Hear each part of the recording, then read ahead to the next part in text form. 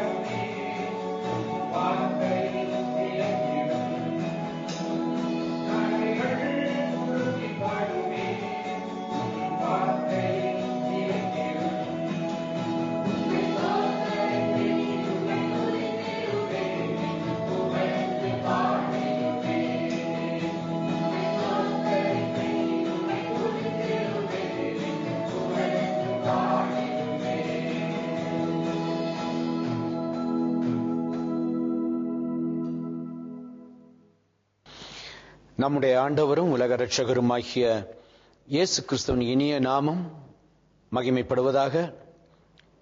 இன்றைக்கும் திறந்த வாசல் தொலைக்காட்சி ஊழியத்தின் வாயிலாக உங்களை சந்திப்பதிலே நான் மிகவும் மகிழ்ச்சி அடைகிறேன். பிரியமானவர்களே, என் ஆண்டவர் உங்களுக்காக திறந்த வாசலை வைத்திருக்கிறார். அந்த வாசல் வழியாய் பிரவேசித்து தேவ ஆசீர்வாதங்களை சுதந்திரித்துக் கொள்ளும்படியாய் உங்களை அன்புடன் அழைக்கிறேன்.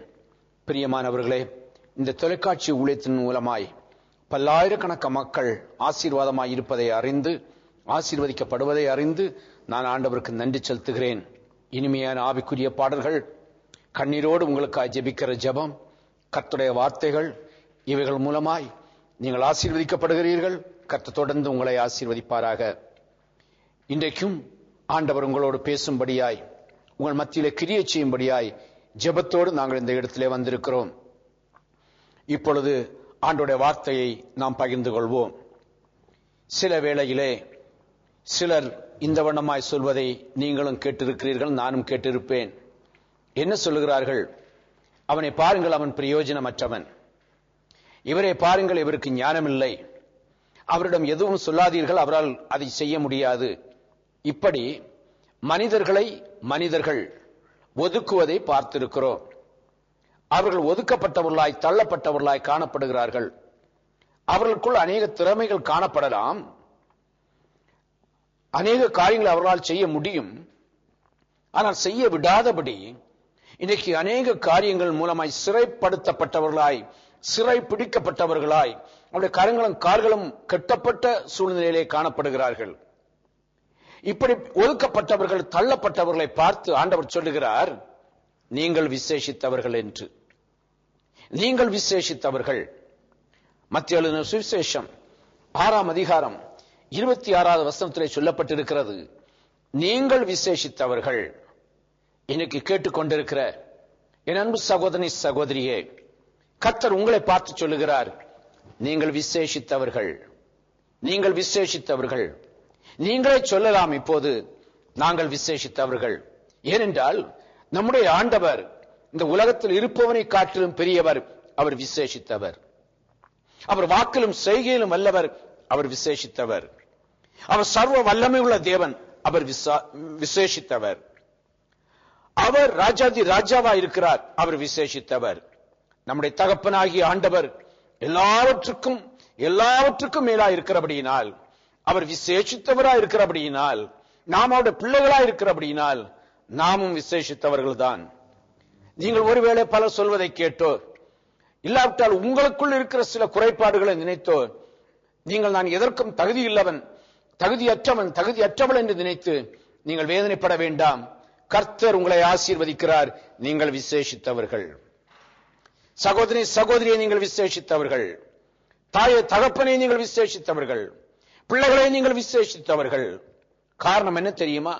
மத்தேயு எழுதின சுவிசேஷம் 6ஆம் அதிகாரம் 26வது வசனத்திலே சொல்லப்பட்டிருக்கிறது, ஆகாயத்து பட்சிகளை கவனித்து பாருங்கள், அவைகள் விதைக்கிறதும் இல்லை, அறுக்கிறதும் இல்லை, களஞ்சியத்தில் சேர்த்து வைக்கிறதும் இல்லை, அவைகளையும் உங்கள் பரமபிதா பிழைப்பூட்டுகிறார்.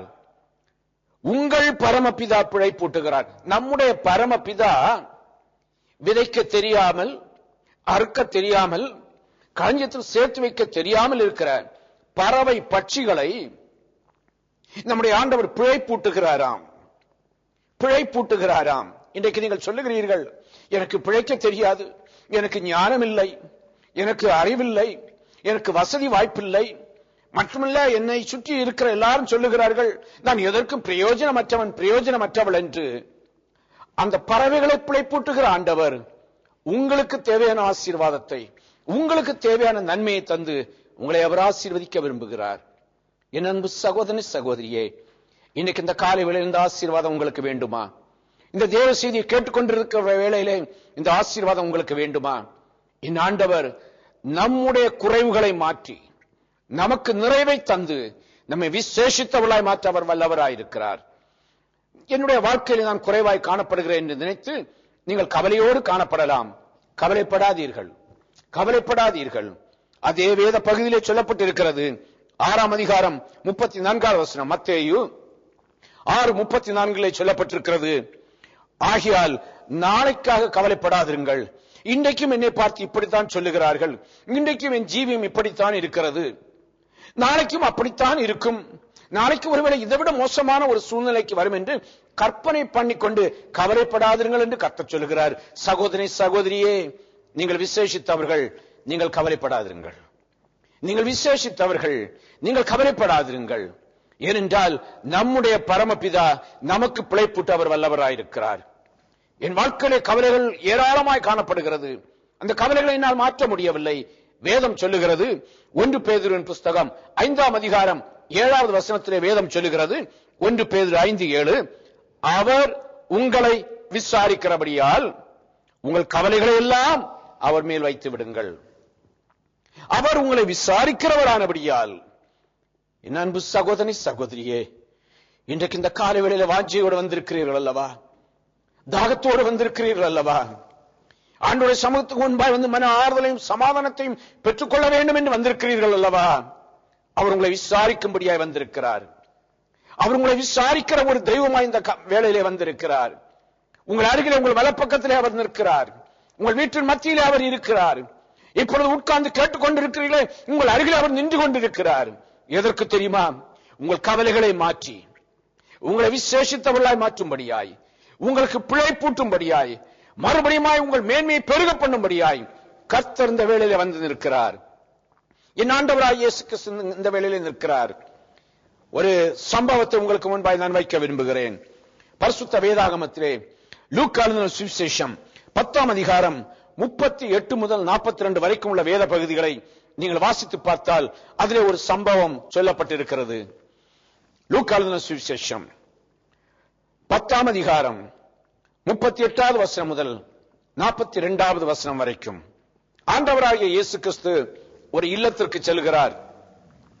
அங்கு அவர் நேசித்த அருமையான பிள்ளைகள் அங்கு இருக்கிறார்கள், மார்த்தாள், மரியாள், லாசரு. ஆனால் அன்றைக்கு அவர் செல்கிற வேளையில் அங்கு மார்த்தாள், மரியாள் மட்டும்தான் இருக்கிறார்கள். இயேசு அந்த வீட்டுக்குள் செல்கிறார். உடனே ஆண்டவராகிய இயேசு கிறிஸ்துவை வரவேற்கிறார்கள். வரவேற்று ஆண்டவரை உட்கார வைக்கிறார்கள். ஆண்டவரை உட்கார வைத்தவுடன் ஆண்டவருடைய பாதப்படியிலே ஒரு ஸ்திரீயானவள் மரியாள் என்கிறவள் உட்கார்ந்திருக்கிறாள். மார்த்தாள் என்ன செய்கிறாள் என்றால், ஆண்டவர் வந்து விட்டார், இனி ஆண்டவருக்குரிய காரியங்கள் நாம் ஏதாவது செய்ய வேண்டும், வீட்டிலும் எவ்வளவு வேலைகள் இருக்கிறது, இந்த காரியங்கள் எல்லாம் முடிக்க வேண்டும் என்று நினைத்து அவர் ஆண்டவரை வரவேற்று உட்கார வைத்துவிட்டு தன் காரியங்களை செய்யும்படியாய் அவள் சென்று விட்டாள். என் ஆண்டவருடைய வேதம் சொல்லுகிறது, சுவிசேஷம் 10ஆம் அதிகாரம் 39வது வசனத்திலே சொல்லப்பட்டிருக்கிறது, மரியாள் இயேசுவின் பாதத்தருகே உட்கார்ந்து அவருடைய வசனத்தை கேட்டுக் கொண்டிருந்தாள். ஆண்டவர் விசாரிக்கும்படியாய், அந்த குடும்பத்தை விசாரிக்கும்படியாய் அந்த குடும்பத்திலே வந்தார். வந்த வேளையிலே ஒரு ஸ்திரீயானவள், மரியாள் என்கிறவள், ஆண்டவருடைய பாதப்படியில உட்கார்ந்து அந்த வசனத்தை கேட்டுக்கொண்டே இருக்கிறாள். ஆண்டவருடைய வார்த்தையை கேட்டுக்கொண்டே இருக்கிறாள். அந்த வல்லமை உள்ள வார்த்தைகளை கேட்டுக்கொண்டே இருக்கிறாள். அந்த பாக்கியமான வார்த்தைகளை அவள் கேட்டுக்கொண்டே இருக்கிறாள். ஆனால் ஒருபுறம் அவருடைய சகோதரி மார்த்தாள் பல பல காரியங்களை குறித்து அங்கு ஓடி இங்கு ஓடி சில காரியங்களை செய்து கொண்டிருக்கிறாள். கொஞ்ச நேரம் இந்த மார்த்தாள் பார்த்து கொண்டிருந்தவள் நேராக ஆண்டவரிடம் வருகிறாள். ஆண்டவரை பார்த்து சொல்லுகிறாள். லூக்கா எழுதின சுவிசேஷம் 10ஆம் அதிகாரம் 49வது வசனத்திலே சொல்லப்பட்டிருக்கிறது, ஆண்டவரே, நான் தனியே வேலை செய்யும்படி என் சகோதரி என்னை விட்டு வந்திருக்கிறதை நீர் காணவில்லையா என்று கேட்கிறாள். நான் தனியே வேலை செய்ய வேண்டும்.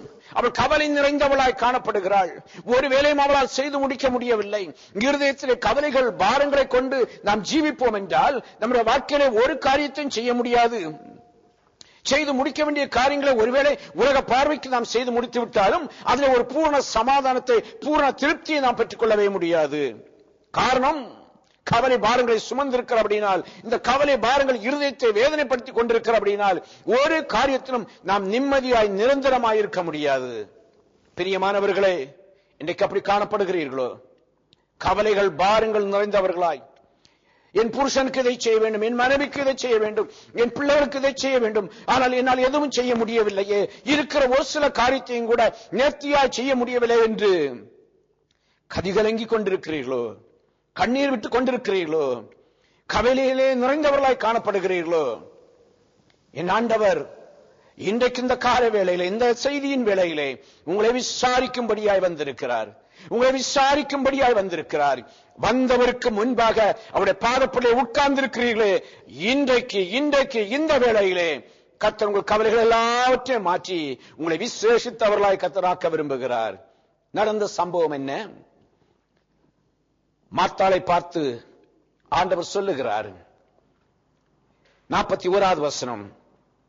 இயேசு அவளுக்கு பிரதியுத்தரமாக, மார்த்தாளே மார்த்தாளே, நீ அநேக காரியங்களை குறித்து கவலைப்பட்டு கலங்குகிறாய்.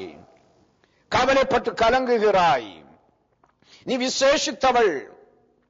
ஆனால் நீ கவலைப்பட்டு கலங்குகிறபடியினால் என்னுடைய ஆசீர்வாதத்தை நீ பெற்றுக்கொள்ளவே முடியவில்லையே, என்னுடைய வார்த்தையை நீ பெற்றுக்கொள்ள முடியவில்லையே. ஏன் நீ ஓரமாய் நின்று இந்த காரியங்களை குறித்து கவலைப்பட்டுக் கொண்டிருக்கிறாய்? இங்கே பார், உன் சகோதரியாகிய மரியாள் என் பாதப்படியிலே உட்கார்ந்திருக்கிறாள். லூக்கா சுவிசேஷம் 10ஆம் அதிகாரம் 42வது வசனத்தில் சொல்லப்பட்டிருக்கிறது. தேவையானது ஒன்று. மரியாள் தன்னை விட்டு எடுபடாத நல்ல பங்கை தெரிந்து கொண்டாள். என் அன்பு சகோதரி சகோதரியே, உலகம் பலவிதமாய் பேசட்டும், உற்றார் பலவிதமாய் பேசட்டும், நண்பர்கள் உங்களை விட்டு கடந்து செல்லட்டும், எப்படிப்பட்ட ஒரு சூழ்நிலையிலே நீங்கள் வாழ்ந்தாலும், தள்ளப்பட்ட ஒரு சூழ்நிலையிலே காணப்பட்டாலும், வெறுக்கப்பட்ட ஒரு வாழ்க்கை வாழ்ந்து கொண்டிருந்தாலும், இன்றைக்கு சொல்லுகிறேன், நீங்கள் ஆண்டவருடைய பாதப்படியிலே வாருங்கள். கர்த்தர் உங்களை விசேஷித்தவர்களாய் மாற்ற வல்லவராயிருக்கிறார். கர்த்தர் உங்களை ஆசீர்வதித்து மேன்மைப்படுத்த அவர் விரும்புகிறார். நீதிமொழிகளின் புஸ்தகம் 12ஆம் அதிகாரம் 25வது வசனத்தில் சொல்லப்பட்டிருக்கிறது.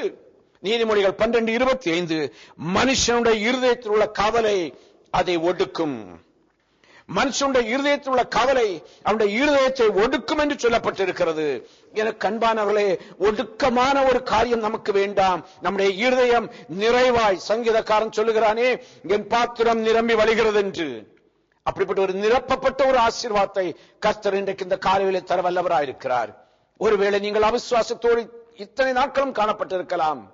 என் ஆண்டோட வேதம் சொல்லுகிறது, ஆகாயத்து பட்சிகளை விதைக்காமல் அறுக்காமல் களஞ்சியத்தில் சேர்த்து வைக்க தெரியாமல் ஜீவிக்கிற பட்சிகளை என் ஆண்டவர் எப்படி அழகா சொல்லப்பட்டிருக்கிறது. நம்முடைய பரமபிதா பிழைப்பூட்டுகிறாராம். நம்முடைய பரமபிதாவாகிய நம்முடைய ஆண்டவராகிய இயேசு கிறிஸ்து அதை பிழைப்பூட்டுகிறார் என்றால், என் ஜனமே, நம்முடைய சமூகத்துக்கு முன்பாய் காணப்படுகிற என் அன்பு சகோதர சகோதரியே, ஏன் கர்த்தர் உன்னை பிழைப்பூட்ட முடியாது? ஏன் பிழைப்பூட்ட முடியாது? ஏன் நீ கவலையோடு வாழ்ந்து கொண்டிருக்கிறாய்? நீ கவலைப்பட்டு என்ன சாதித்தாய்? அதே மத்திய எழுதின சுவிசேஷத்தில் சொல்லப்பட்டிருக்கிறது, கவலைப்படுவதனால் ஒரு முகத்தை கூட்டவும் முடியாது, குறைக்கவும் முடியாது. மாறாக சரீரத்தில் இருதயம் ஒடுக்கப்படுகிறது. இருதயம் ஒடுக்கப்படுகிற போலவே வியாதியின் கூறுகளும் நம்மை வந்து ஆட்கொள்ளுகிறது. அந்த வியாதியின் நிமித்தமாய் இன்றைக்கு மனிதன் மடிந்து கொண்டிருக்கிறான். கர்த்தருடைய வார்த்தை என்னவென்றால், நீ கவலைப்படாதே, நீ விசேஷித்தவன். நீ கவலைப்படாதே, நீ விசேஷித்தவள். இன்றைக்கு கவலையினால் நொறுக்கப்பட்ட இருதயத்தோடு வாழ்கிறீர்களோ?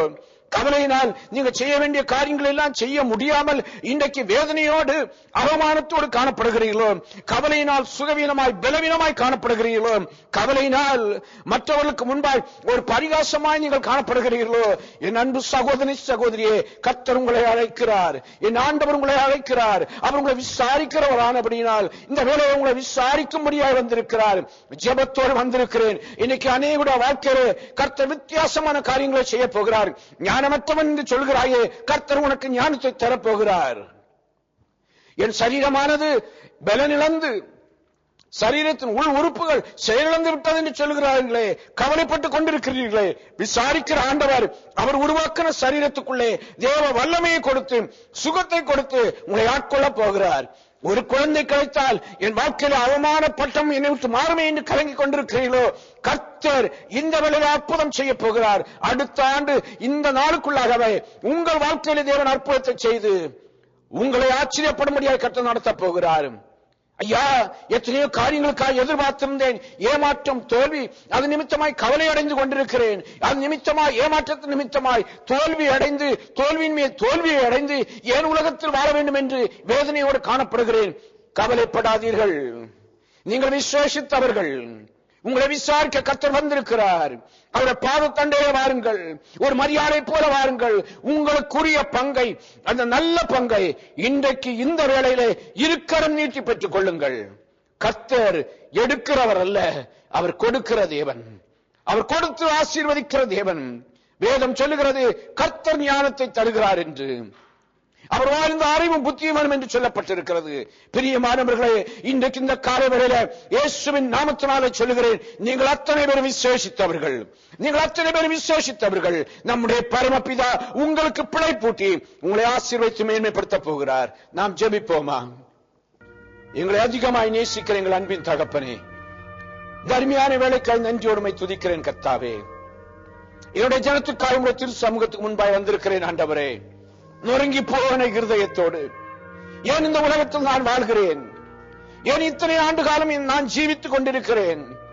என் ஆயுசு காலம் பாதியிலே போய்விடாதா என்று கவலைப்பட்டு, வியாதியினால் கவலைப்பட்டு, ஆண்டவரே பிரச்சனையினால் கவலைப்பட்டு, சமாதானத்தை சந்தோஷத்திலிருந்து கவலையில் இருக்கிற ஒவ்வொருவருக்காக வருகிறேன். ஆண்டவரே, கர்த்தர் ஒரு விசை என் ஜனத்தை நோக்கி பார்ப்பீராக. அவர் உங்களை விசாரிக்கிறவரானபடியார் என்று சொல்லப்பட்டிருக்கிறது. இந்த ஜெப வேளை என் ஜனத்திற்கு ஜெய வேளையாய் மாறட்டும். ஆண்டவரே, விசாரிக்கிற ஆண்டவர், கவலைகள் பாரங்களை நீர் மாற்றி போட்டு ஒரு அற்புதத்தை அந்த குடும்பத்திலே செய்வீராக, தொழிலிலே செய்வீராக, சரீரத்திலே செய்வீராக, ஆண்டவரே வாழ்க்கையிலே செய்வீராக. நீங்கள் விசேஷித்தவர் என்று சொன்னீரே, அப்படியே உடைய வசனத்தின்படி, உடைய வார்த்தையின்படி அவரை விசேஷித்தவர்களாய் மாற்றுவீராக. வாக்கிலும் செய்கையிலும் வல்லமை உள்ள தேவன், வாக்கை தந்து விட்டீர், நீ செயல்படுத்தி விட்டீர். அதற்காக உமக்கு நன்றி. என் ஜனத்தை நீர் ஆசீர்வதித்த தயவுக்காக உமக்கு ஸ்தோத்திரம். தொடர்ந்து தகப்பனே, உம்முடைய இன்ப பிரசன்னத்துக்குள்ளும் மகிமைக்குள்ளும் என் ஜனத்தை நீர் மூடி மறைத்து காத்துக்கொள்ளும். பெரிய காரியங்களை செய்வீராக. இயேசுவின் நாமத்தில் பிதாவே, ஆமீன், ஆமீன். பிரியமானவர்களே, நீங்கள் விசேஷித்தவர்கள். கர்த்தர் அப்படியே உங்களை ஆசீர்வதித்திருக்கிறார். கர்த்தர் இன்னும் ஆசீர்வதித்து மேன்மைப்படுத்துவார். கவலைப்படாதிருங்கள். தேவனுடைய நாமத்தினாலே பெரிய ஆசீர்வாதத்தை பெற்றுக்கொண்டு அவருடைய நாமத்தை நீங்கள் மகிமைப்படுத்துங்கள். கர்த்தர் உங்களை ஆசீர்வதிப்பாராக. ஆமீன், ஆமீன்.